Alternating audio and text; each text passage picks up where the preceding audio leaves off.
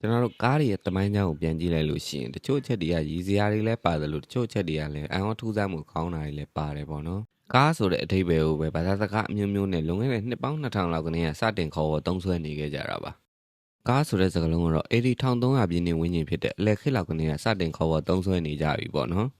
ဒါပေမဲ့အဲ့တုန်းကကားဆိုတာတော့စက်အင်ဂျင်တွေတက်ထားတဲ့ရင်မျိုးတွေကိုပြောတာမဟုတ်ပဲနဲ့မြင်းဆွဲတဲ့လှဲလို့နွားဆွဲတဲ့လှဲလို့ကလအုပ်ဆွဲတဲ့လှဲစသဖြင့်ပေါ့နော်ဘိန်းတဲ့ရင်တွေအကုန်လုံးကားဆိုပြီးတော့ခေါ်ဝေါ်သုံးဆွဲခဲ့ကြတာပါ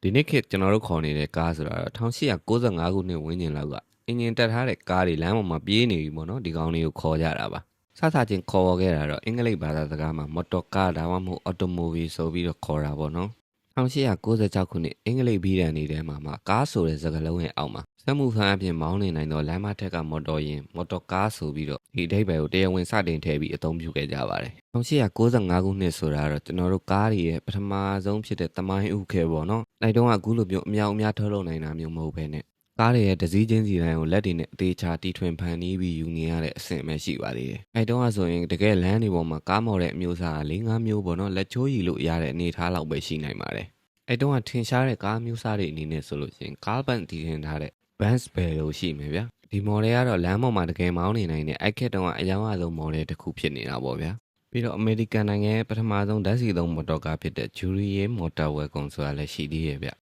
သူကလည်း1895ခုနှစ်မှာပထမဆုံးကျင်းပခဲ့တဲ့အမေရိကန်နိုင်ငံရဲ့ကားပြိုင်ပွဲပေါ့နော်ချီကာဂိုတိုင်းသတင်းဌာနကဥဆောင်ကျင်းပပေးခဲ့တဲ့ပွဲပါအဲ့ပွဲမှာသူကပထမရခဲ့တာပေါ့နော်ပြီးတော့ပြင်သစ်နိုင်ငံမှာလည်းကားကုမ္ပဏီတစ်ခုရှိသေးတယ်ဗျသူကတော့အင်ဂျင်ကိုရှေ့မှထားတယ်ဘိန်းကနောက်ကမိန်နောက်ဘိန်းကမောင်းတာပေါ့နော်အဲ့လိုမျိုးမောင်းတဲ့စနစ်ကိုတီထွင်ခဲ့တဲ့ကုမ္ပဏီတစ်ခုပါဒီဒီဇိုင်းကတော့အခုခေတ်ကားတွေအကုန်လုံးရဲ့အခြေခံဒီဇိုင်းတစ်ခုဖြစ်ခဲ့တာပေါ့နော်ပြီးတော့ထူးဆန်းတာတစ်ခုရှိသေးတယ်ဗျအဲ့1895ခုနှစ်ဝန်းကျင်မှာကတည်းကလျှက်စစ်ကားတွေကဓာတ်ဆီကားတွေထပ်ပိုးပြီးတော့လူကြိုက်များခဲ့တယ်ပေါ့နော်။ဘာလို့လဲဆိုတော့ဓာတ်ဆီကားတွေလိုမျိုးနှိုးရတာမခက်ခဲပဲနဲ့ငိမ့်ညောင်းပြီးတော့အတန်ငိမ့်လို့ဖြစ်ပါတယ်။ဝီလီယမ်မော်ရီဆန်တီထွင်ခဲ့တဲ့အမေရိကန်နိုင်ငံရဲ့ပထမဆုံးအောင်မြင်ခဲ့တဲ့လျှက်စစ်ကားကတော့လူ6ယောက်ထိစီးနိုင်တယ်လို့ပြောပါတယ်ဗျ။ပြင်သစ်မှာလည်းလျှက်စစ်ကားတွေထုတ်နေပြီပေါ့နော်1895ခုနှစ်မှာပဲ။သူကလည်းပြိုင်ပွဲတွေဝင်ပြီးဓာတ်ဆီကားတွေနဲ့ရင်မောင်းတန်းပြီးပြိုင်ခဲ့တာပေါ့။ပြီးတော့ကျွန်တော်တို့ရင်နှင်းငွေစွမ်းအင်သုံးတဲ့ကားတွေကိုလည်းခြံခဲ့လို့မရဘူးပေါ့နော်အဲ့ကားတော့ဆိုတာရင်နှင်းငွေစွမ်းအင်တွေသုံးတဲ့အင်ဂျင်တွေကခက်စားနေသေးတာဆိုတော့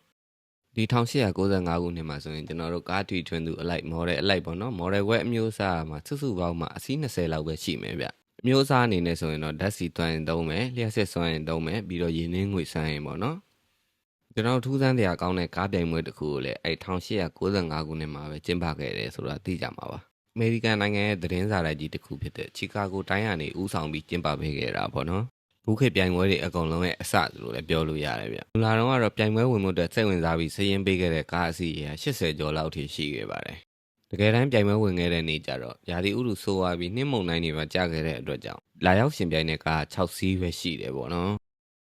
ဒီရှင်ပြိုင်ခဲ့တဲ့6စီးမှာတော့မှလမ်းမှာပြတ်တဲ့ကားပြတ်နှင်းထဲမှာဖိတ်မိတဲ့ကားပိတ်မိပြီးတော့တကယ်တမ်း54မိုင်ခရီးစဉ်ကိုပန်းဝင်နိုင်တဲ့ကားကတော့2စီးပဲရှိပါတယ်ရှင်ပြိုင်ခဲ့တဲ့ကားတွေထဲမှာဓာတ်ဆီကား4စီးပြီးတော့လျှက်စစ်ကား2စီးပါတယ်လို့ပြောရဗျအဲ့ခေတ်တုန်းကကားတွေရဲ့အမြန်နှုန်းကလည်း top speed ပေါ့နော်အဲ့ကောင်ကလည်းမိုင်နှုန်းတစ်နာရီမှ15မိုင်20ပဲမောင်းနေတာဗျတကယ်တမ်းပြိုင်တဲ့နေ့မှာတော့နှင်းမုန်တိုင်းတန်းကြောင့်လမ်းတွေပိတ်ဆို့နေတာတွေလမ်းတွေချော်နေတာတွေကြောင့်တကယ်ပြမ်းမြအချိန်ကနှင်းနှင်းလေးပဲရတယ်ပေါ့နော်ပထမဆုံးရခဲ့တဲ့ကားဆိုလို့ရှိရင်စုစုပေါင်း54မိုင်ခရီးကို10နာရီနဲ့23မိနစ်တောင်ကြာအောင်မောင်းခဲ့ရတယ်ဗ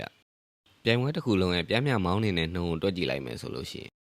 ်မြအနေနဲ့ဆိုတနာရီကို9.5မိုင်ပေါ့နော်9မိုင်ခွဲလောက်ပဲမောင်းနိုင်ပါတယ်ဒီနှုန်းဆိုတာအခုခေတ်လူတယောက်ခက်တက်လမ်းလျှောက်နေတဲ့အချိန်ထက်နည်းနည်းလေးပဲပုံမြန်တဲ့အချိန်မှာ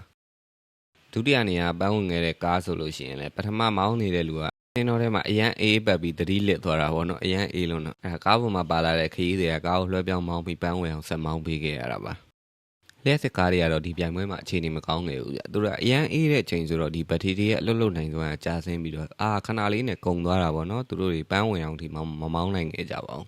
ဒီအေးလုံးတဲ့အချိန်မှာဖြစ်တဲ့ဘက်ထရီပြဿနာပေါ့နော်အခုလက်ရှိကားတွေမှာလည်းဒီအေးလုံးတဲ့အချိန်မှာဒီဘက်ထရီကအဲ့လောက်ကြီးစမ်းဆောင်ရောသွားတယ်ပေါ့နော်အခုခေတ်မော်ဒယ်မြင်ကားတွေမှာတော့ပဲဒီဘက်ထရီကိုအပူပေးတဲ့စနစ်တွေနဲ့ထိန်းထားပေးရပါတယ်တကယ်တမ်းအပြည့်အဝအလုပ်လုပ်နိုင်မှုဆိုရင်ပေါ့နော်ဒီချီကာဂိုတိုင်းကရှင်ပြိုင်ပေးခဲ့တဲ့ပြိုင်ပွဲကြောင့်ပဲကားတွေနာမည်ပိုကြီးသွားတယ်လို့ပြောရင်ပြောလို့ရမယ်ဗျအဲ့ခေတ်တုန်းကလူတွေဆိုတာကားကိုတိတ်မမြင်ဘူးသေးတော့ဒီမြင်မပါဘဲနဲ့ပေါ့နော်ဒီလှဲကြီးရဘယ်လိုများရွေ့နေကြတာလဲဆိုပြီးလူတွေအန်အော်တကြီးနဲ့ဝိုင်းကြည့်ခဲ့ကြရတယ်ဆိုပဲဒီပြိုင်ပွဲကလည်းလူတွေစိတ်ဝင်စားအောင်လုပ်ရတာဆိုတော့အဲ့ခေတ်တုန်းကဒေါ်လာ9000လို့ပြောတယ်ဗျဒီနေ့ခေတ်တန်မှုနဲ့ဆိုရင်တော့ဒေါ်လာ3သိန်းခွဲလောက်ရှိမယ်ပေါ့နော် ဒီပမာဏလောက်ပေးမယ်ဆိုပြီးကြီးညာခဲ့ရတာပါဒီပြိုင်ပွဲကျင်းပမယ်ဆိုတဲ့ညမှာပေါ့နော်မတိုင်ခင်ညမှာပဲနှင်းမုန်တိုင်းကြတော့လမ်းပေါ်မှာနှင်းနေအကုန်ပြည့်ကုန်တာပေါ့ဒီကောင်က6လက်မှလောက်ရှိမယ်လို့ပြောရပြတချို့နေရာကြီးမှာဆိုချင်းမျက်စိမြုပ်တယ်ပေါ့နော်ပြိုင်ပွဲဝင်တွေကကားဘိန်းတွေနှင်းထဲမှာလမ်းမချော်အောင်လို့ကျိုးတွေပတ်ပြီးမောင်းရတယ်တချို့ကားတွေဆိုရင်ဗျအင်ဂျင်တွေကအရန်အေးခတ်နေတဲ့အတွက်ဆက်နှိုးလို့ရအောင်အင်ဂျင်တွေကိုမီးအပူပေးဆက်နှိုးပြီးမှဆက်ခက်ခက်နဲ့စတင်ခဲ့ကြရတာပေါ့ဗျာဒီပွဲမှာပထမရသွားခဲ့တဲ့ကားဆိုရင်တော့မှလမ်းမှာစီယာတိုင်းကပြုတ်သွားတဲ့အတွက်လမ်းမေးမှာရှိတဲ့ဘဲဘုတ်တစ်ခုမှာဝင်ကားကိုပြင်ပြီးတော့မှတကြံတဲ့ကားတွေကိုကြော်တက်ပြီးတော့သူကပြိုင်ပွဲမှာပထမဆုရသွားတာပေါ့နော်ပြိုင်ပွဲရှင်ပြိုင်တဲ့နေရာမှာလည်းကားတစ်စီးက accident ဖြစ်သွားသေးရပေါ့နော်ဒီပြိုင်ပွဲလမ်းကြောင်းဆိုတာကျွန်တော်တို့အခုခေတ်လိုမျိုးလမ်းတွေကိုပိတ်ပြီးတော့ပြိုင်တာမဟုတ်တဲ့အတွက်လမ်းပေါ်မှာပုံမှန်လိုပဲလူတွေမြင်းလဲတွေကသွားလာနေကြတာပေါ့နော်အဲ့အချိန်မှာပဲဒီဘန်ကားတစ်စီးကလမ်းမေးကပြတ်မောင်းလာတဲ့မြင်းလဲတစ်စီးကိုရှောင်ရင်းနဲ့အချိန်ပထိန်နိုင်တော့ပဲတိုက်မိပြီးကားကောင်းမှန်ကပြေမွသွားတယ်လို့ပြောတယ်ဗျ